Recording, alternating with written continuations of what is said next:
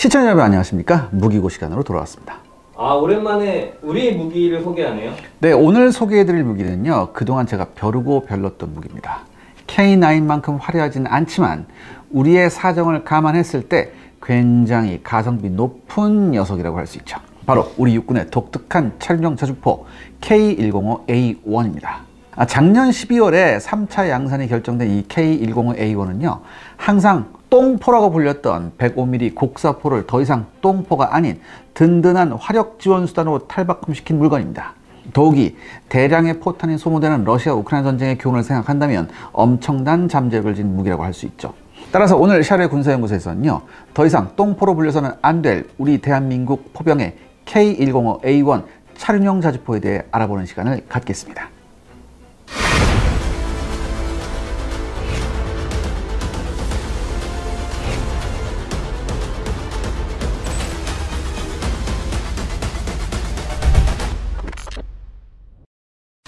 일단 개발 배경부터 알아볼까요? 네, 2010년대 중반이었죠. 우리나라 육군은요, 2024년, 그러니까 올해를 목표로 차기 보병여단 창설을 준비하고 있었어요. 그래서 현재 K105A1 105mm 차륜형 자주포와 KM114 신형 81mm 박격포 배치가 그 무렵에 결정이 됐죠. 사실 이 K105A1 105mm 차륜형 자주포 사업은요, 여전히 105mm 곡사포 체계를 선택한 것이 옳은가? 이런 얘기가 있어요. 그러니까 105mm 곡사포 화력이 현대전에 적합한가에 대한 이런 논란이 아직은 존재하죠. 왜냐하면 이 표준형 M1H 포탄 화력, 이 105mm 포탄 화력이요, 81mm 박격포탄 수준에 불과한 데다가 사거리도 부족하기 때문이죠.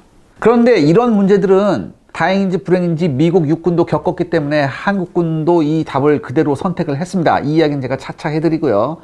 아무튼 이 K105A1 차륜형 자주포는요, 사실 차기 보병여단 개편 사업을 반영해 개발된 모델은 아니었어요. 이 차기 보병여단 개편 사업에 앞서 육군은 병역 인구 감소에 대응해 국방개혁 2030 사업을 시작했습니다. 그리고 그 과정에서 한국군 차기 보병사단의 작전 범위가 현재 15 곱하기 35km에서 30 곱하기 60km로 대폭 확대가 됩니다. 그렇게 되니까 뭐예요? 당연히 사단 예하 부대인 차기 보병 연대의 작전 범위도 넓어질 수밖에 없었죠.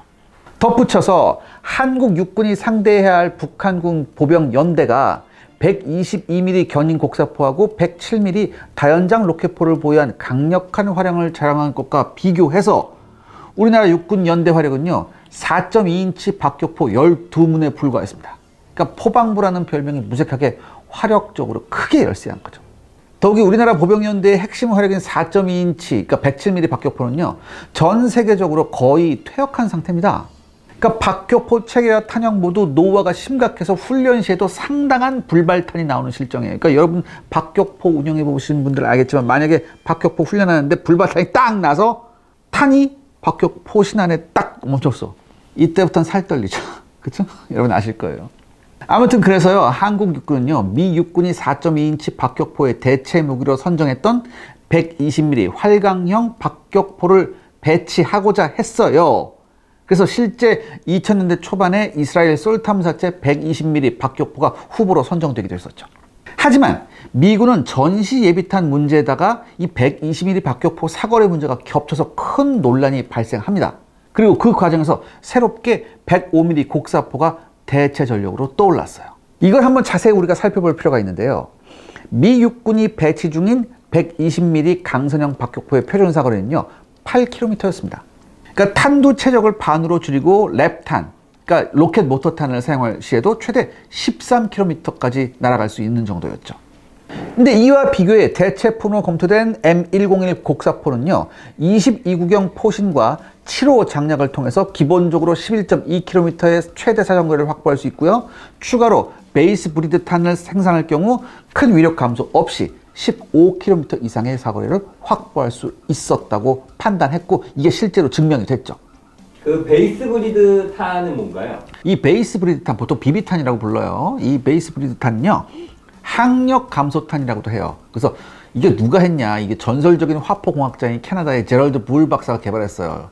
누군지 아시죠? 바빌론 프로젝트에서 이라크에서 큰 대포 만들려고 했던 사람들. 그래서 나중에 모사드가 제낀 사람인데, 아무튼 이 탄은 탄의 후미에 연소하면서 기체를 내뿜는 물체를 이제 부착한 탄이에요. 그리고 이 물체가 연소하면서 내는 기체로 탄의 사정거리가 늘어나게 되죠. 왜냐하면 대포탄이요, 공중을 향해 고속으로 비행할 때는요, 탄의 속도가 지나치게 빨라서요, 탄이 위치해 있던 자리에는 순간적으로 뭐가 형성되느냐? 진공이 형성됩니다. 탄이 움직이는 속도보다 탄이 위치하고 있던 자리에 공기가 차는 속도가 느려서 생기는 현상인데 이게, 근데 이런 식으로 탄의 후미에 진공이 형성되면요, 그 자리에 공기를 채우기 위해서 빠른 난기류가 탄의 이동 방향의 반대 방향으로 형성됩니다. 이렇게 되면 탄의 탄도 안정성이 떨어지고요, 탄 속도 감소하게 돼요. 그럼 어떻게 되겠습니까? 당연히 탄의 명중률과 사정거리도 굉장히 악영향을 받죠. 그런데 이 항력 감소탄 후미에서 발생된 이 기체는요, 이러한 진공을 줄여줘서요, 난기류를 감소시키기 때문에 탄이 보다 더 긴 사정거리와 보다 더 높은 명중률을 갖게 돼요. 이게 굉장히 곧게 날아갈 수 있거든요. 아무튼 이걸 미군이 사용해 보니까 괜찮다더라, 이런 결과가 나왔기 때문에 이런 영향으로 우리나라 육군의 선택은 차기 연대급 화력으로 105mm 곡사포 탑재형 차륜형 자주포를 신규 개발한다는 거였습니다. 하지만 이건요, 사실 육군 기계화 부대에서는 선택할 수 없는 방법이에요. 여러분 아시다시피 기계화 부대는요, 전차 및 보병 전투차와 함께 할 수 있는 야지 기동성과 방어력을 가져야 합니다. 하지만 이 차륜형 트럭을 바탕으로 하는 자주포 체계는 방어력, 기동성 모든 면에서 한계가 많죠. 트럭으로 가야 되니까. 그래서 이 105mm 차륜형 곡사포는요, 육군 보병만의 무기가 되는 거였죠. 자, 그래서 본격 개발이 시작되나요? 네, 육군은 보다 확실한 답을 얻고자 2009년에 ACTD, 즉 Advanced Concept Technology Demonstration, 신개념 기술 시범 사업을 통해 105mm 곡사포 차륜화 사업을 개시합니다. 육군의 요구에 대응해서 당시 K9 자주포를 생산 중이던 삼성 테크윈, 그때는 삼성 테크윈이었지만 현재는 어디예요? 하나 디펜스죠? 이 하나 디펜스가 K721 5톤 신형 제독 차량에 M101 곡사포의 포신 체계를 올립니다. 그리고 이어서 반동 흡수 능력이 강화된 주택 복자기와 유압식 고정다리를 결합한 형태로 EVO 105로 호칭되는 차륜형 곡사포 체계를 개발하게 되죠. 이 EVO 105는요, 성능 평가에서 육군이 요구하는 성능 대부분을 만족시킵니다. 무엇보다 전시 예비탄 문제를 해결할 수 있는 최선의 답이라고 육군은 판단한 겁니다. 그래서 2012년 12월 방위산업 합리화를 위해 구성된 전력소요 검증위에서는요, 120mm 자주박격포 신규 도입을 전면 취소해버리고 이 105mm 차륜형 자주포로 대체할 것을 국방부에 권고합니다. 결정된 게 아니고 권고한 거예요. 근데 여러분, 여기서부터 이른바 전시 예비탄 문제가 나오는데요. 우리나라 육군이 차륜형 자주포를 선정한 이후부터 시작해 차기 보병 여단을 위한 화력 지원 체계로 30mm 중기관포를 대신해 새롭게 105mm 직사포 포탄을 고려하는 배경에는요, WASA, War Reserve Stocks, 즉 전시 예비 물자 문제가 존재합니다. 여러분 잘 아시다시피 우리나라 육군은요, 1953년 6.25 전쟁이 휴전된 이후부터 2008년까지 미군이 한국 영토에 저장한 WASA K 탄약에 의존하고 있었어요. 쉽게 말해서 미군 탄약에 의존하고 있었던 얘기야. 그런데 미국은 2001년 아프가니스탄 침공작전, 그 다음에 2003년 이라크 침공작전 개시 이후부터 끝이 보이지 않는 게릴라전에 휘말리게 됩니다. 그리고 미국이 수행하는 전쟁에는요, 천문학적인 비용이 필요했고요. 이와 반대로 2000년대 초반에 거의 선진국 반열까지 올라간 대한민국은요, 아프간 이라크 전쟁에 이렇다 할 기여가 없었어요. 이에 미국은요, 주한미군이 수행하던 10대 임무를 한국군이 담당해 줄 것을 요청합니다. 이 10대 임무란 뭐냐? 이 후방 지역의 제독작전 화생방시에, 그 다음에 공동경비구역 JSA의 경비 지원. 그러니까 여러분 요즘 JSA 보면 미군 거의 없잖아요. 그렇죠? 또한 공대지 사역장 관리, 신속 지뢰 설치, 대화력전수행본부 지휘 통제, 그 다음에 주보급로 통제, 그 다음에 해상 대특수작전부대 작전, 근접 항공지원 통제, 기상예보, 주야간 탐색 구조, 이런 10가지 임무를 우리가 좀 인수해라, 이렇게 요청합니다. 이렇게 돼서 2004년 8월부터 2008년 9월까지 이 모든 10개 작전 임무를 우리가 인수하게 되죠. 이와 동시에 한반도 유사시 지상군 분야는 한국군이, 그 다음에 공군과 해군은 미군이 전담하는 형태의 새로운 전력체계 개편 작업을 요구하기 시작합니다. 특히 대한민국의 경제력이 세계 10위 수준까지 오른 만큼 한국군이 사용하는 탄약은 스스로 저장하라면서 전시 예비탄 저장 임무 중단을 미국이 선언했죠. 사실 이건 우리로서는 조금 당혹스러울 수 있는데요. 여러분 이거 생각해봐요. 이게 6.25 이후부터 1953년부터 이어져 온 거거든요. 우리나라의 경제 발전, 그 다음에 우리나라의 전력 수준, 그 다음에 우리나라의 뭐 여러 가지 국제 위상 이런 걸 봤을 때는 사실 좀 미국이 많이 좀 그동안 양보한 측면도 있어요. 그런 게 없잖아 있죠. 그렇다면 이 문제는 뭐였냐? 이 전시 예비탄을 얼마나 저장해야 하는가 이런 거였어요. 그렇다면 적정량 산출이 쉽지 않았을 것 같은데요? 네, 맞아요. 그러니까 한국과 미국이요. 2000년대 초반에 공동 작성한 작계 5012에서는요. 한반도에 최소 75일 동안 전투를 수행할 수 있는 전시 예비물자 축적이 필요하다고 언급하고 있습니다. 그렇다면 왜 75일일까요? 여기서 75일이라는 시간은요. 미국 본토와 해외 기지에 산지한 탄약고에서 미군이 탄약을 집결시킨 이후에 다시 태평양을 건너오는데 대략 75일이 필요하기 때문이었습니다. 한미연합군이 75일간 전투를 수행하기 위해서는요, 총 149만 8,023톤의 예비물자가 필요하다고 계산이 됐는데요. 2005년 당시에 실제 국내에서 보유한 탄약은 92만 4,209톤이 전부였어요. 게다가 2005년을 기준으로 한국에 저장 중인 탄약 중에 이미 수명을 넘긴 탄이 약 7만 2,304톤이었습니다. 그러니까 이걸 제외한 전시 매물자는 실질적으로 85만 톤 정도였어요. 그러니까 이걸 사용하게 되면 한국 육군은 25.5일, 해군은 36일, 공군은 57일 동안 전투 수행이 가능하다는 계산이 나옵니다. 그러니까 미국은 우리 군한테 지상군 작전을 일임하면서 당시 미 예산으로 저장된 전시 예비 물자의 98%인 58만 톤을 사실상 공짜로 넘겨줬어요. 비록 미국이 넘겨준 탄약의 91%인 한 52만 톤 정도가 20년 이상 장기 저장된 탄약이었지만 포탄은 그 보관 환경에 따라서요 30에서 50년 동안도 사용할 수 있습니다. 그러니까 이거는 사실 우리한테 엄청난 자산에 해당돼요. 그러니까 여러분 통상적으로 한 2000파운드급 항공폭탄의 경우요 섭씨 20도 이하의 일정한 온도에서 보관한다면 100년도 보관이 가능합니다.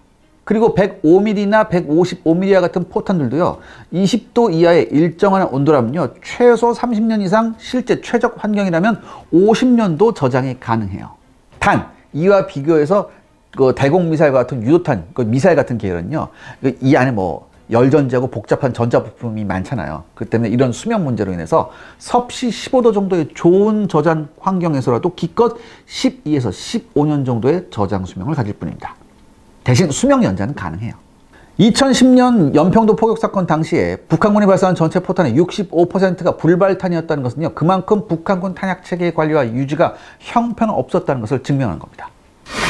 시청자 여러분들의 구독과 좋아요는 영상 제작에 정말 큰 도움이 됩니다. 여러분들 부탁드리겠습니다. 구독과 좋아요. 그래서 우리는 어떤 대책을 마련했나요? 네, 우리 육군의 지상전 점당 결정 이후 국방부가 가장 먼저 수행했다는 것이 바로 전시작전계획 수정과 함께 전국에 분산된 탄약고의 재고 상황 및 탄약 상태 파악이었습니다. 먼저 국방부는요 1990년대 중반부터 본격화된 북한군의 붕괴에 발맞춰서 전시 예물자 축적 기준을 최소 30일 이상으로 잡고 장기적인 저장 목표를 60일로 수정합니다. 즉 75일로 되어 있던 전시 예물자 일수를요 15일 감축시킨 거죠. 그리고 2008년 미군요 WRSAK 즉 한국군을 위한 전시 예비물자 축적 사업을 공식 종결하게 돼요. 그리고 이미 2012년에 한국군 보유 전시 예비탄의 거의 50%가 서류상 규정된 저장 수명을 초과한 상태였습니다. 다행히 저장고에서 탄약을 끄집어내서 저장 탄약 신뢰성 평가를 수행해 보니까 당분간 사용에 문제가 없다는 결론이 얻어집니다. 그럼에도 불구하고 전시 예비탄 축적과 관리는요 한국군의 굉장히 큰 숙제였어요. 그럼 가장 큰 문제점이 뭐였냐? 우리 군이 1970에서 80년대에 부족한 건설비로 인해 대충 건설한 콘크리트 이글루형 탄약고에 탄약을 보관하는 경우가 굉장히 많았던 거예요. 특히나 또 뭐가 있었냐? 이 이글루 말고 야전부대에서 사용 중인 컨테이너 타입의 탄약고도 있었거든요. 근데 이 탄약고는요 여름철에 내부 온도가 섭씨 50도까지 치솟습니다. 그러니까 5년 정도만 보관해도 탄약의 상태가 엉망진창이 되는 경우가 많았어요. 그래서 육군의 대책은 뭐냐? 지하 터널형, 즉 굴착형 탄약고와 대량의 토사를 덮은 탄약고를 건설해서 온도 변화가 심한 컨테이너형과 콘크리트 이글루형 탄약고를 대체하자는 것이었습니다.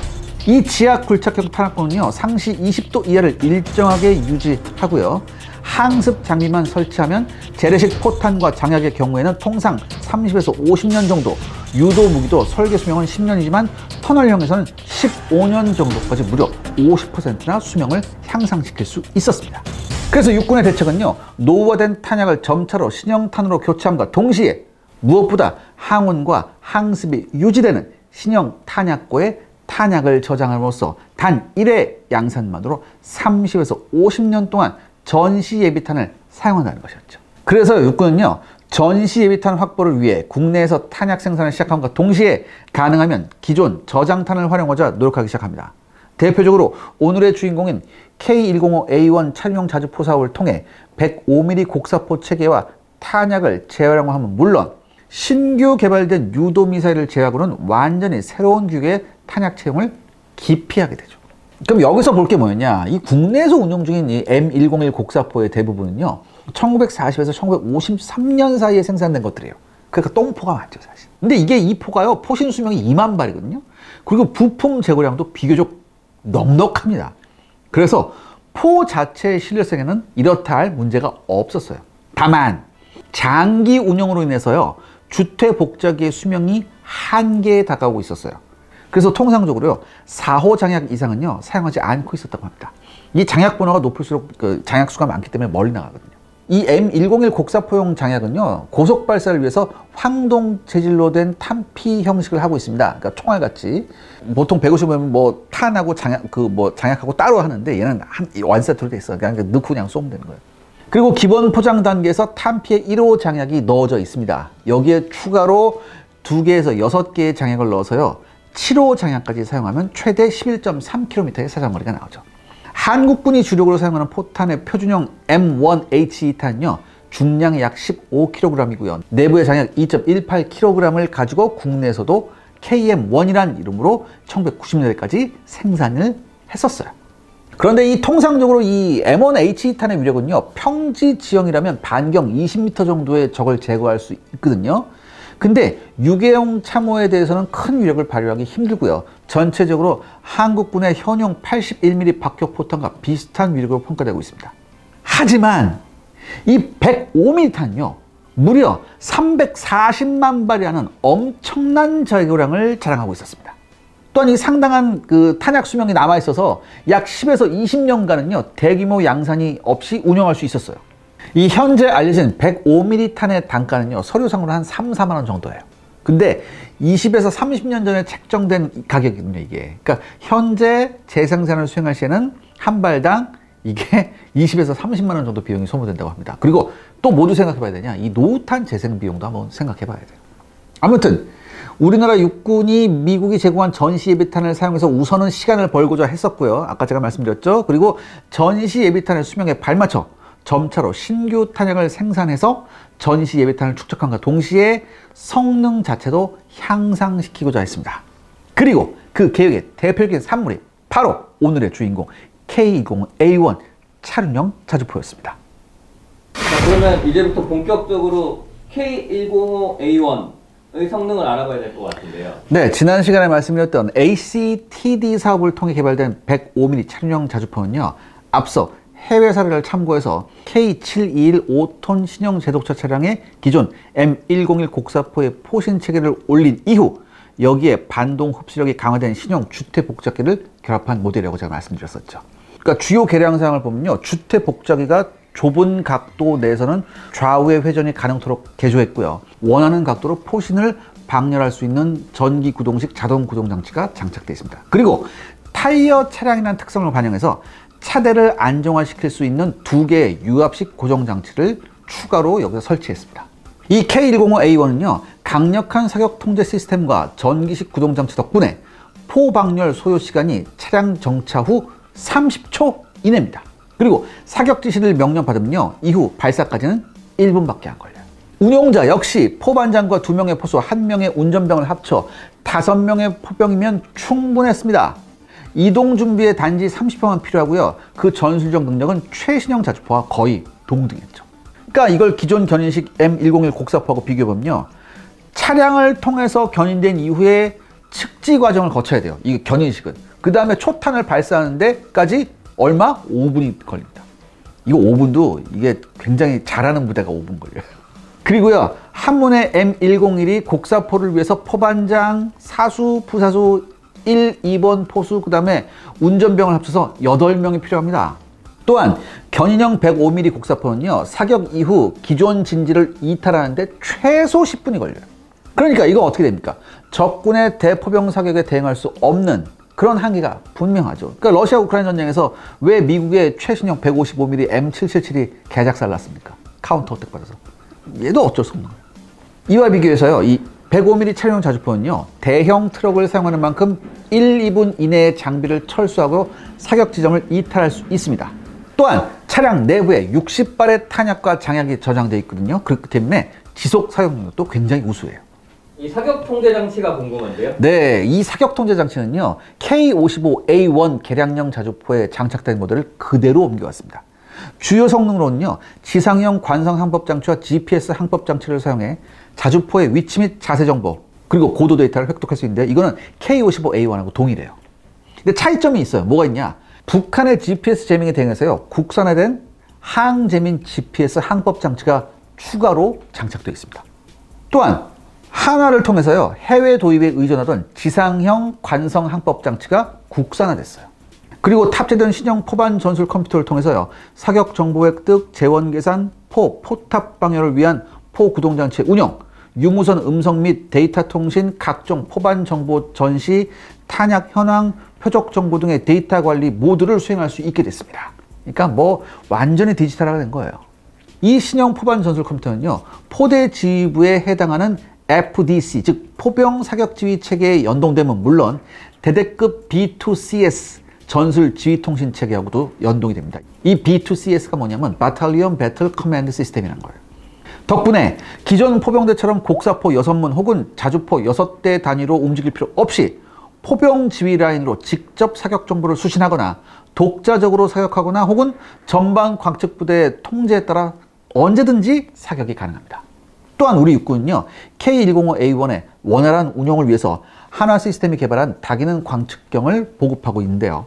이 장비는요, 비냉각 열영상 장비입니다. 해상도는 640 곱하기 480 정도 나오는데, 여기에는 전자나치판하고 눈에 안전한 레이저 거리 측정기, 이게 한 6kg 정도 탐지가 되거든요. 그 다음에 GPS 항법 장치가 모두 통합되어 있어요. 그런데도 불구하고 전체 중량이 2.5kg에 불과합니다.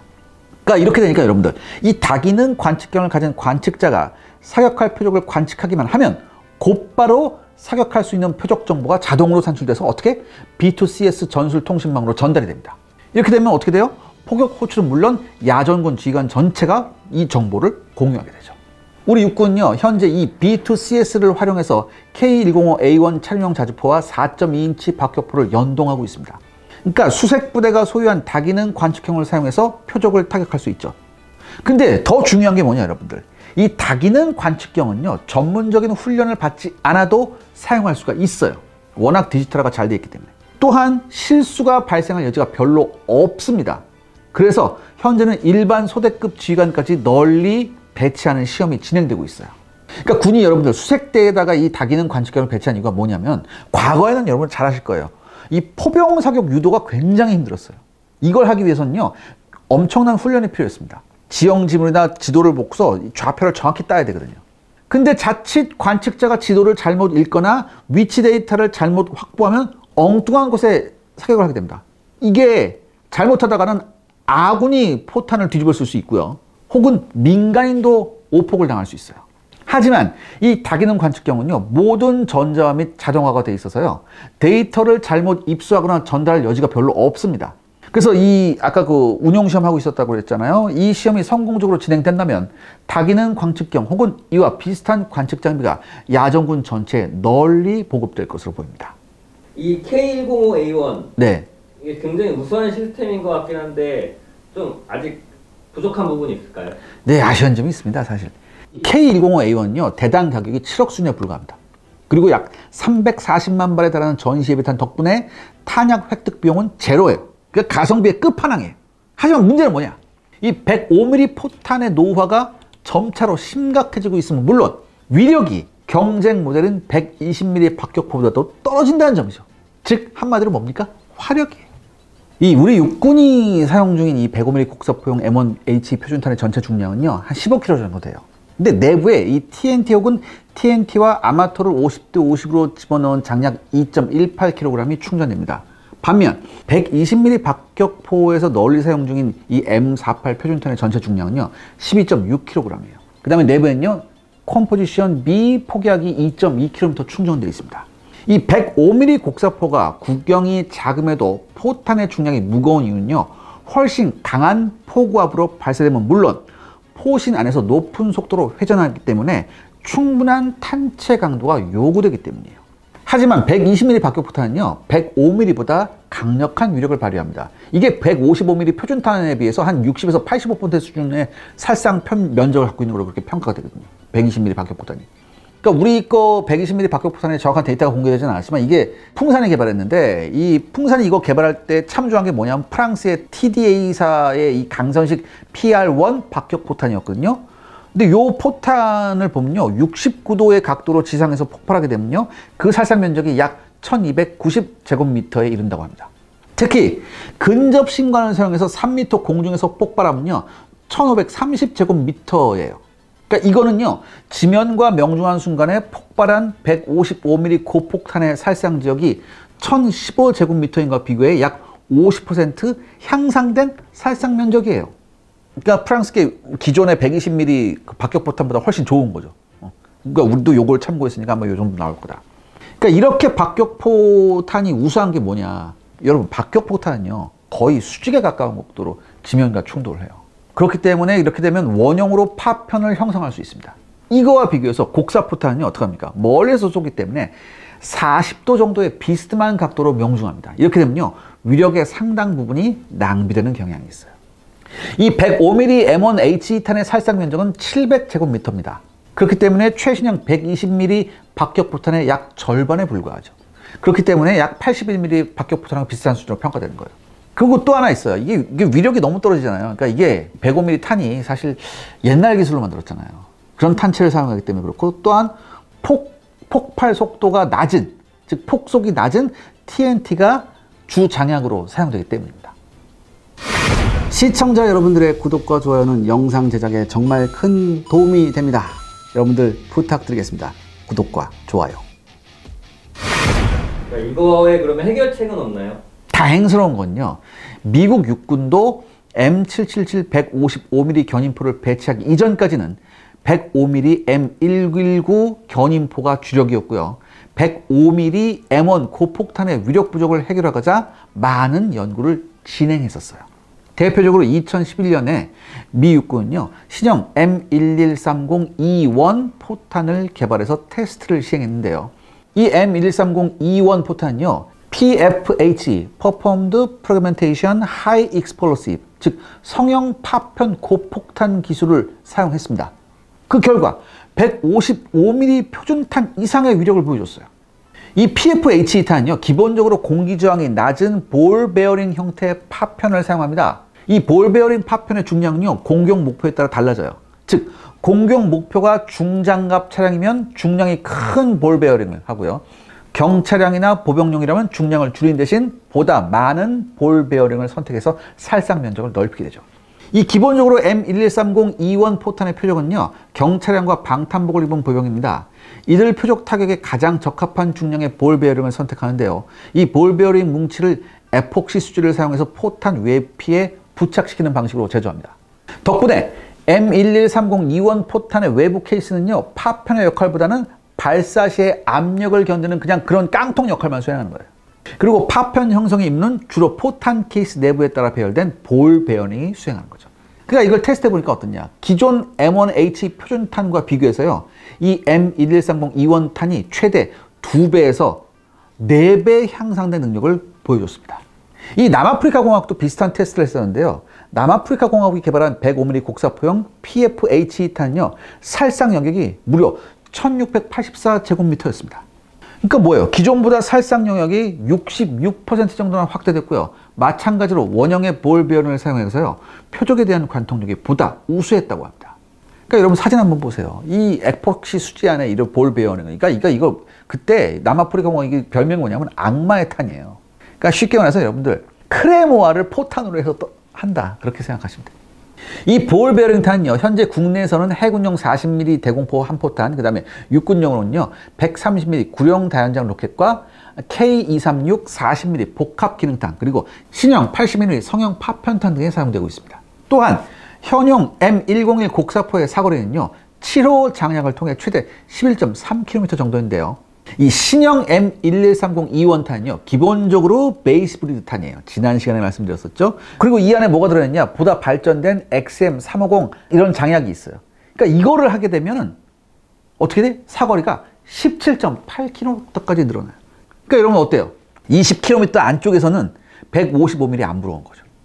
자, 그런데 미 육군의 선택이 결국 155mm였지 않나요? 네. 이 전체적으로 새로운 105mm M11302 원탄하고요, XM350 추진 장약은요, 155mm 곡사포와 동급의 화력을 제공한 물론 헬기를 통한 항공수송이나 군수보급 차원에서는요, 155mm 곡사포 체계가 비교하지 못할 정도로 우수했습니다. 그럼에도 불구하고 미국 육군의 선택은 결국 155mm M777 곡사포였습니다. 왜 그랬을까요? 그 이유는요, 바로 155mm M982 엑스칼리버 유도 포탄 때문이었어요. 이번 러시아 우크라이나 전쟁에서도요, 그 위력을 유감없이 발휘한 엑스칼리버는요, 2007년 이라크 전쟁에서 처음 사용되기 시작했습니다. 이 엑스칼리버는 여러분들 무려 92%의 명중률과 오차 범위 CP가 4m라는 엄청난 정확도를 보여줍니다. 양산 가격 역시 초기 납품 가격은 8만 달러에 달했지만 대량 생산 덕분에 현재는요, 한 발당 4만 달러 수준으로 하락했고요, 정확도 CP는요 2.4m 수준으로 향상됐습니다. 미 육군은 아프가니스탄과 이라크에서 대게릴라전을 수행하고 있었고요. 이들 대게릴라전은 아군과 적군 사이의 교전거리가 짧고 주요 교전 지역에서 많은 민간인들이 거주하고 있었어요. 그렇기 때문에 무엇보다도 정확도가 중요했습니다. 따라서 미 육군은요, 한 문당 가격이 약 50억 원이나 되는 M777 견인식 자주포와 함께 M982 엑스칼리버 유도 포탄을 배치하는 방식을 선택하게 되죠. 더욱이 이번 러시아 우크라이나 전쟁에서 거의 저격하다시피 전차를 한 번에 박살내는 퍼포먼스를 보여주면서 이 엑스칼리버는요, 새로운 대전차선으로 각광받고 있습니다. 그런데요, 이 엑스칼리버 탄에 적용되는 유도 시스템을 체적이 훨씬 작은 105mm 구경 포탄에 집어넣기는 지금도 쉽지 않습니다. 따라서 결국에는 미국은 뭐나 엑스칼리버 155mm 체계를 선택하게 된 거죠. 그럼 우리의 경우는 어떻게 해야 되나요? 네, 우리 육군은요, 현재 K105A1을 대량으로 배치하고 있음은 물론 차기 보병여단의 주력 화기로 사용할 계획입니다. 제가 앞서 언급했듯이 막대한 105mm 전시 예비탄을 고려하면요, 105mm 곡사포 체계와 탄약 체계를 발전시키는 것이 경제성 면에서 합리적일 수밖에 없죠.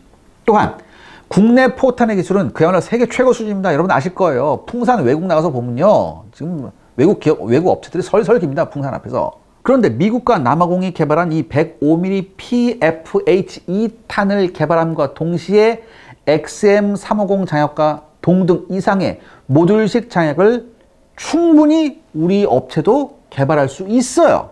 수준이 최고 수준이기 때문에 별로 어려운 게 아니에요.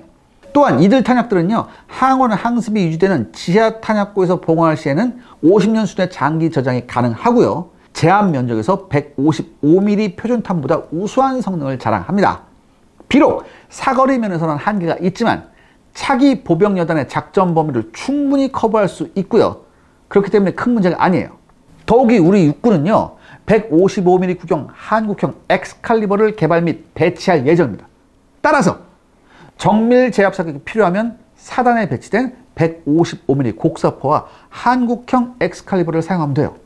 이 때문일까요? 이 K105A1에 만족한 육군 덕분에 작년 12월 하나 에어로스페이스가 방사청과 K105A1 3차 양산 계획을 체결하게 됩니다. 그러니까 1차 양산에는 12문이었고요. 2차 양산에서 200여 문 도입을 했거든요. 그 이후에 1658억 원의 계약금으로 2026년 8월까지 200여 문 추가 도입하기로 결정을 한 거죠. 그러니까 어지간히 마음에 들었나 봅니다, 이게. 자, 그렇다면 오늘 결론은 어떻게 되나요? 네, 우리는 이미 러시아 우크라이나 전쟁에서 대량의 포탄이 어이없이 소모되는 것을 봤습니다. 많게는 한 달에 양측이 100만 발의 포탄을 소모했죠. 그야말로 밑빠진 독에 물붓기였습니다. 더욱이 북한은요, 공산권 국가답게 포병 전력이 막강합니다. 이런 현실에서 엄청난 105mm 포탄의 재고는 이제는 어찌 보면 다행으로 다가올 정도입니다. 물론 현실적으로 여러 난제가 있었지만요. 우리 군과 방사청 그리고 업체는요. 이를 매우 효과적으로 극복을 했어요. 그리고 새로운 포병 체계를 개발해서 우리 육군 포병 전력 향상에 큰 기여를 하게 됐습니다. 따라서 K105A1은요. 작지만 야무진 친구라고 할 수 있습니다.